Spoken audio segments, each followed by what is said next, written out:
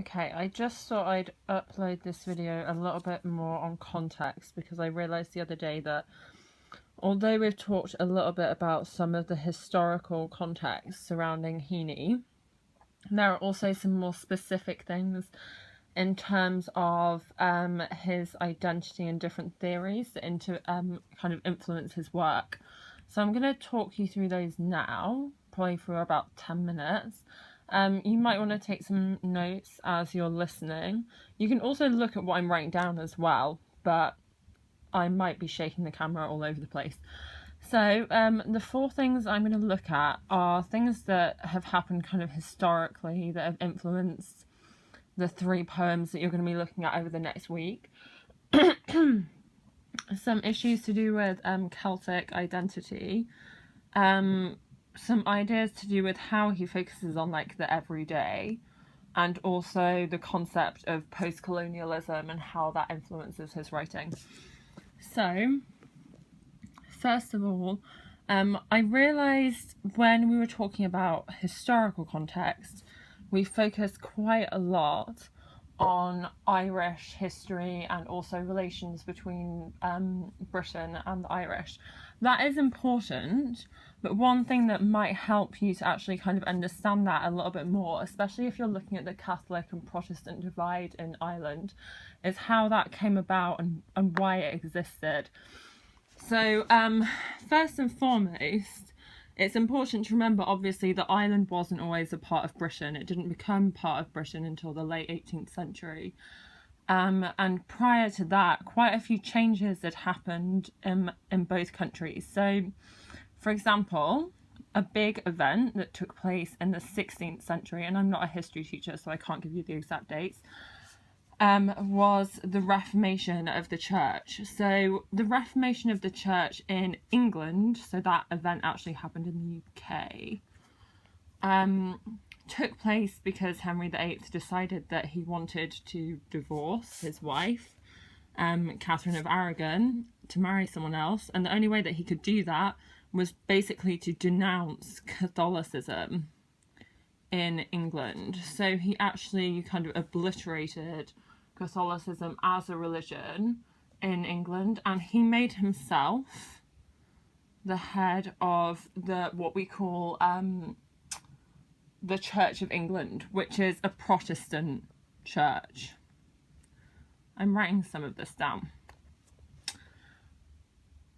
By contrast, Ireland never went through this change. So Ireland remained Catholic throughout this whole time period, whereas England set up its own church, the Church of England, and it became a Protestant country.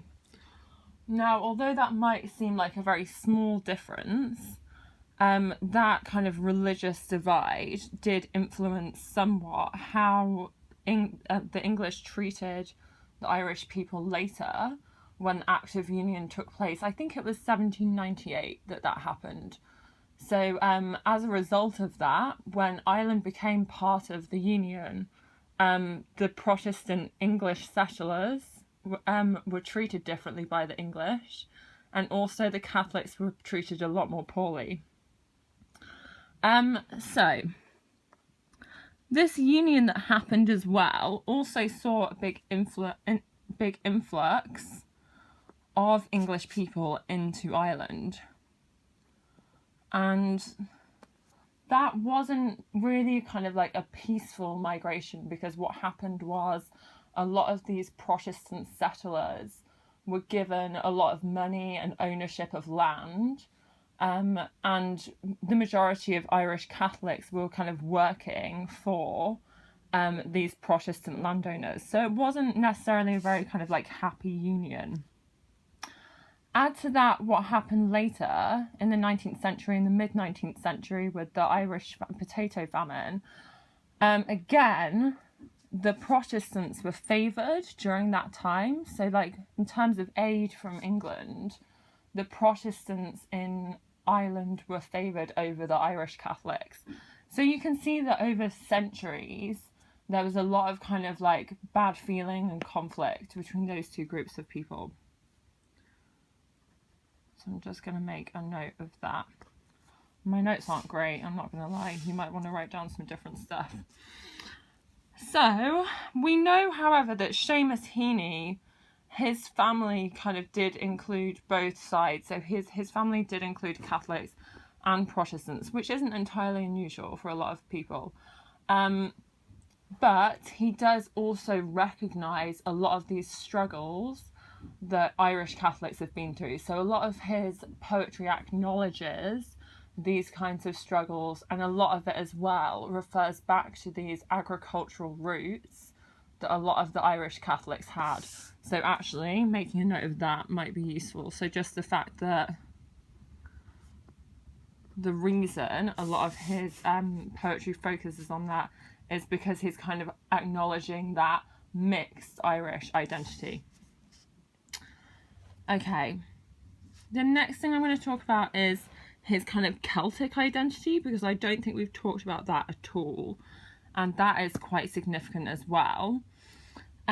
Celtic is just a word that is used to describe some of the Celtic nations, which are all part of the UK actually. They're Scotland, Ireland and Wales, and they have specific traditions that make their kind of culture different to English culture. So for example, these traditions might have influenced Heaney's poetry a little bit. In particular, what I'm thinking of here are stuff to do with oral tradition, which was really strong in this culture, and also their tradition of poetry and how they use sound. So for example, in Celtic culture, they have a strong tradition of using storytelling and oral tradition to talk about like their past and their different cultures and stuff like that. However, this oral tradition, although it was kind of storytelling, a lot of it was also coupled with like songwriting and music as well. So they have quite a lot of ties to that. Now, the reason that's important for poetry is because Irish poetry, including kind of contemporary modern Irish poetry, and also previous very famous Irish poets like William Butler Yeats and people like that, have taken these songs and these traditional stories, and they've used them in their own poetry. So for example, if you wanted to look at another poet who does this, you could have a look at someone like Yeats and his poem Down by the Selly Gardens. That's written about Ireland, and it's written in a kind of like a ballad, so it's written almost as a song. Now what Seamus Heaney does is he doesn't make his poetry necessarily song-like, although he does sometimes use iambic pentameter, but he really focuses a lot on sound. So a lot of these poems seem to be intended to be spoken as well. So he focuses a lot on the use, for example, of assonance, alliteration, sibilance, and consonants as well.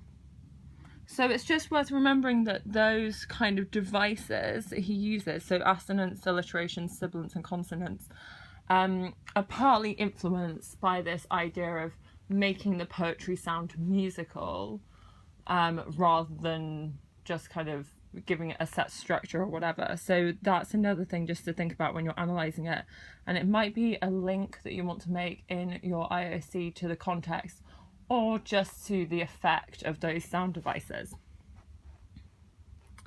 Okay, the next thing I'm going to talk about is how Heaney focuses on the everyday. And this is just quite a short, quick point. But basically, as you might have noticed, if you've already read Digging and At a Potato Digging, or even Ancestral Photograph, that Heaney focuses on kind of everyday objects and everyday events in order to portray his Irish heritage. So really the main message here is the reason he does that is to express his specific identity, and that there's an element of realism to his work. In other words, it's not so much conceptual as Duffy is. So, for example, whereas Duffy might focus on things like feminism, Heaney is focusing on things that are more to do with real life, but at the same time express this kind of identity. Okay, the last thing I just wanted to mention really quickly is the idea of post-colonial identity, because although British Ireland technically was part of a union with England, they were still kind of treated by England as a colony rather than as like an independent nation, and they weren't given their own parliament until much later in the 20th century. So as a result of this, the Irish was treated more like a member of the colonies than as like an individual country. And post-colonial theory is just about how after the British Empire started to kind of dissolve and these countries started to get their independence, how writers and artists and people from those countries started to reclaim that country's individual identity as they were no longer part of this big empire. So we see Heaney doing that quite a lot because his writing is so distinctly Irish.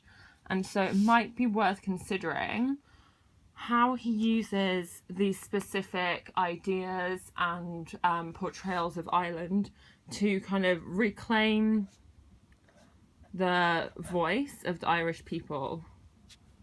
And that's just another important point you might want to make. I think that's it.